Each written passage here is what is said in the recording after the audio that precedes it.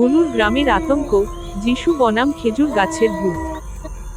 গনুর গ্রামটা এমনিতে ছিমছাম, কিন্তু গ্রামের উত্তর পাড়ার বিশাল সেই খেজুর গাছটাকে নিয়ে সবার মনে ছিল এক গভীর আতঙ্ক।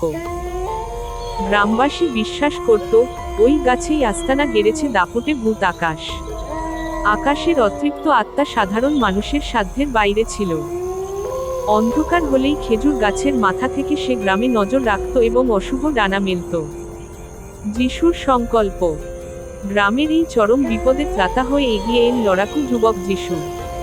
সে জানত, আকাশকে দমাতে না পারলে গনুর গ্রামের শান্তি আর ফিরবে না।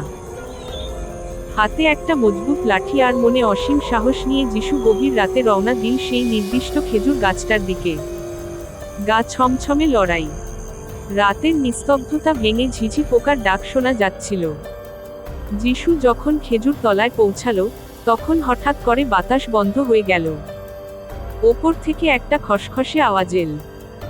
যিশু টর্চের আলো ফেলতেই দেখল, খেজুর গাছের কাঁটাযুক্ত ডালগুলোর মাঝখানে বসে আছে আকাশ। আকাশের রূপ, তার লম্বা চুলগুলো খেজুরের পাতার মতো অবিন্যস্ত, আর চোখ দুটো অন্ধকার রাতেও জ্বলজ্বল করছে। সে অট্টহাসি দিয়ে বলল, যিশু, আজ এই খেজুর গাছই তোর সমাধি হবে।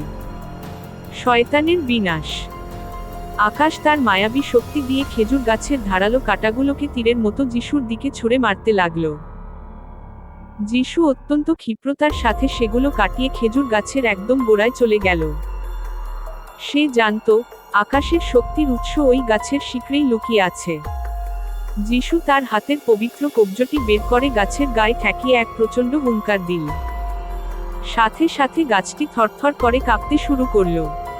যিশু গর্জে উঠে বলল, তোর পাপের দিন শেষ আকাশ।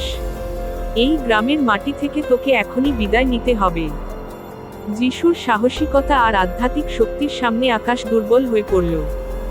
খেজুর গাছ থেকে এক তীব্র নীল রঙের অগ্নিশিখা বের হয়ে আকাশকে গ্রাস করে নিল। আকাশ যন্ত্রণায় ছটফট করতে করতে অবশেষে ধ্বংস হয়ে বাতাসে মিলিয়ে গেল। গনুর গ্রামের নতুন সকাল। পরদিন সকালে দেখা গেল, খেজুর গাছটি ঠিকই আছে, কিন্তু সেই গুমট ভাবটা আর নেই। গনুর গ্রামের মানুষ নিশ্চিন্তে নিঃশ্বাস নিতে পারল।